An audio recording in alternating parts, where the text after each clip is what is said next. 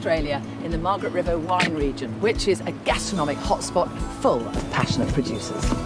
But there's much more to this area.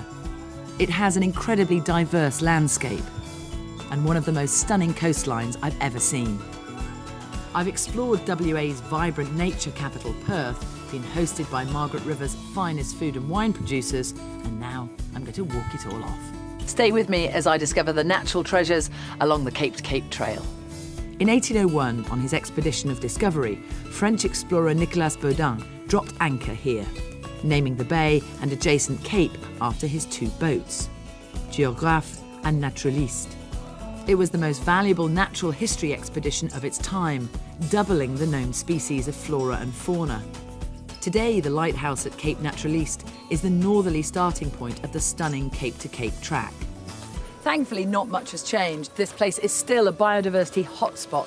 80% of the plant species found here can't be found anywhere else on the planet. Today, the lighthouse at Cape Naturaliste is the northerly starting point of the stunning Cape to Cape track, which winds its way 84 miles along the coast to the lighthouse at Cape Leeuwin.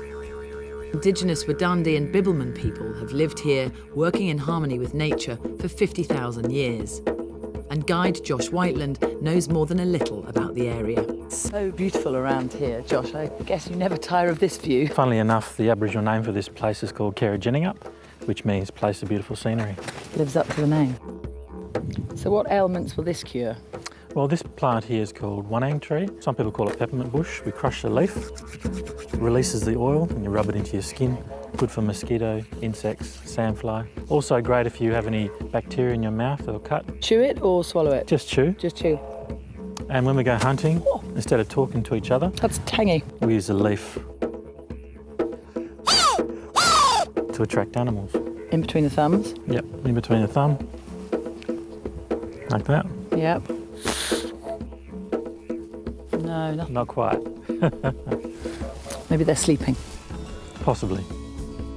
I'm getting a bit tired of saying how beautiful every single place I visit is.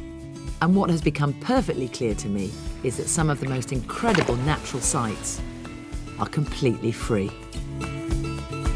There are more than 12,000 species of wildflowers in WA, making it the world's largest collection.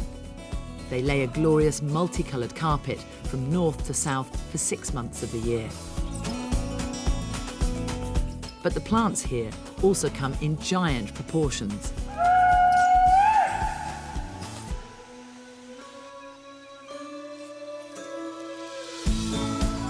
Meet the completely wild stingray population of HAMELIN Bay. They love the shallow, warm waters here, and nearby fishing boats provide them with a plentiful supply of food.